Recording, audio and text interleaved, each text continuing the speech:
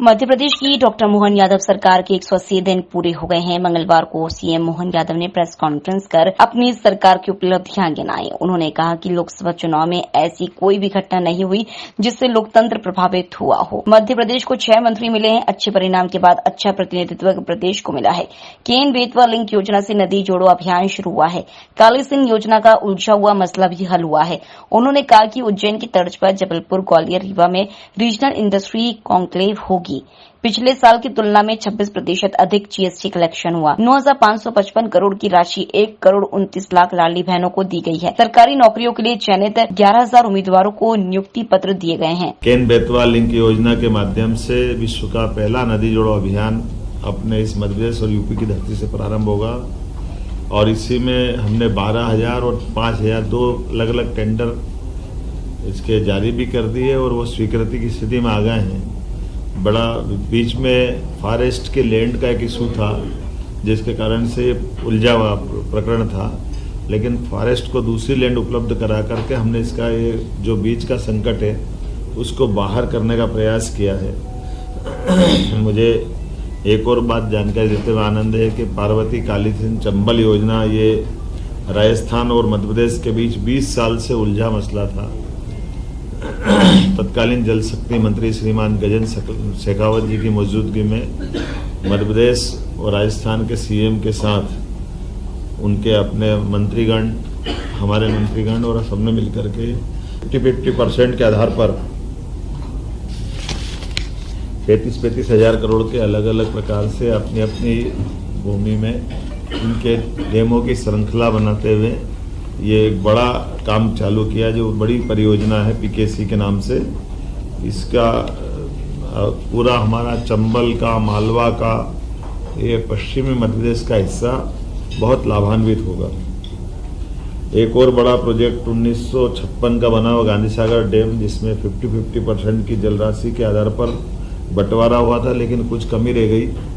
उसके लिए भी हमने इशू उठाया और इस पर बात कर रहे हैं कि भाई जमीन हमारी ज़्यादा जा रही है और पानी का उपयोग हमको कम मिल रहा है, तो हमारे किसानों की दृष्टि से चंबल का पानी का हमारा हक भी और बढ़ता है। इस बिंदु को रेस करते हुए हमने इसमें मीटिंग भी की है और मुझे लगता है कि इसका अच्छा समाधान निकलेगा, ताकि मंदसौर, रतलाम, नीमच इन जिलों के अंदर लिफ्ट इरिगेशन के माध्यम से इस पानी का उपयोग भी हम करने वाले हैं। जैसे मैंने पहले बताया था, दोबारा बताऊंगा कि आष्टा तहसील सीहोर जिले में लगभग 60,000 करोड़ का नया निवेश औद्योगिक निवेश गेल इंडिया प्राइवेट लिमिटेड के माध्यम से बड़ा प्रोजेक्ट हमारा आया है, जिसके कारण से इथेन क्रैकर परियोजना के माध्यम से लगभग निर्माण अवधि में 15,000 और बाद की अवधि में लगभग 5,600 लोगों को रोजगार लंबे समय तक मिलेगा और इसके सहायक बहुत सारी उद्योग बाद में और लगने वाले हैं। कुल मिलाकर के जैसे मध्य प्रदेश में 283 औद्योगिक इकाइयों को 508 हेक्टेयर भूमि हमने आवंटित की। उज्जैन में मार्च माह में रीजनल इंडस्ट्री कॉन्क्लेव में ऐतिहासिक आयोजन किया, जिसमें 12,000 करोड़ से अधिक के ठोस प्रस्ताव हमारे बीच में आए और प्रदेश में 20,000 से ज़्यादा लोगों को रोजगार मिलेगा। 1 लाख करोड़ से अधिक के निवेश प्रस्ताव भी इसी दरमियान हमको मिले थे। कॉन्क्लेव में अन्य देशों के निवेशक भी आए, लगभग 4,000 प्रतिनिधि आए और ये सिलसिला हम लगातार जारी रखने वाले हैं। इसको रीजनल कॉन्क्लेव के माध्यम से हम देख रहे हैं कि जहाँ भी हमारे जबलपुर, ग्वालियर, रीवा, अलग अलग और इंडस्ट्रियल बेल्ट भी डेवलप होते जा रहे हैं। अर्थव्यवस्था की दृष्टि से मध्य प्रदेश का अपना जीएसटी का कुल राजस्व 19,091 करोड़ रुपया प्राप्त हुआ, जो हमारे पिछले वर्ष से 26% ज़्यादा है। पिछले वर्ष जो जीएसटी कलेक्शन हुआ था उसमें 26% हमने ज़्यादा कलेक्शन किया है और जैसा कि आप जानते हो कि बड़ी धनराशि मिलती तो बड़े पैमाने पर उसके भविष्य में लाभ उठाए जाते हैं। कृषि के संबंध में 2024-25 में 6 लाख से अधिक किसानों का 48 लाख मीट्रिक टन से अधिक की गेहूं खरीदी हमने कर ली, लेकिन इस बार चूंकि रेट ही बहुत अच्छे हैं तो ये खरीदी वाला पार्ट हमारा हम भी ये चाहते हैं कि अगर किसानों को अच्छे रेट मिल रहे हैं तो वो अपना स्वयं का भी माल बेच ले। अगर कोई भी कारण से उनको कठिनाई आती तो सरकार ने इसको लगातार बढ़ाते बढ़ाते जून के महीने तक हम खरीदी कर रहे हैं। आमतौर पे मार्च में भी हमने 10 मार्च के आसपास खरीदी प्रारंभ कर दी थी।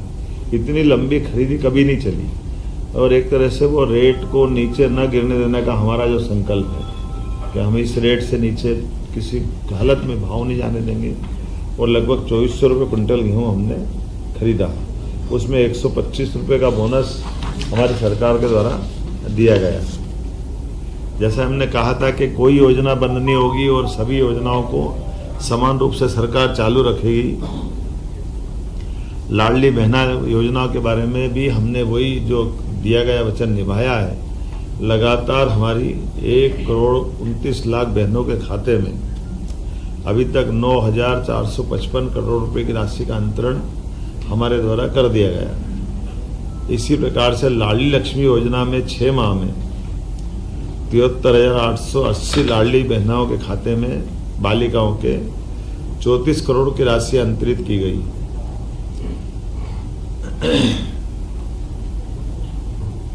रसोई गैस सिलेंडर के लिए 45,90,000 बहनों के खाते में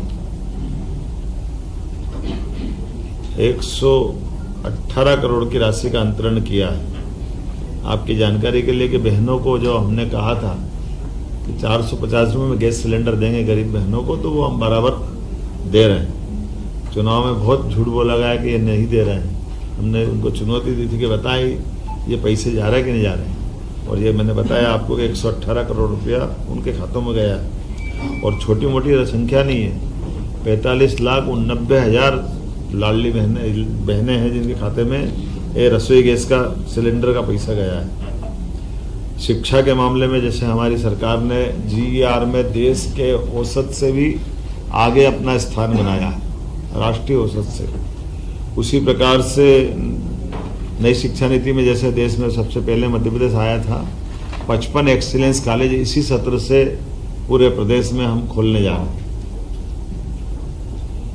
जिसमें PM उत्कृष्टता महाविद्यालय में उन्नयन में जिस ढंग से काम किया है और इसी से जुड़े हुए 12th पास 75% अंक लाने वाले 90,000 विद्यार्थियों को लैपटॉप के लिए प्रति विद्यार्थी 25,000 रुपये की राशि भी हम लोग देने वाले हैं, जिसके माध्यम से वो गुणवत्तापूर्ण शिक्षा ग्रहण कर सके।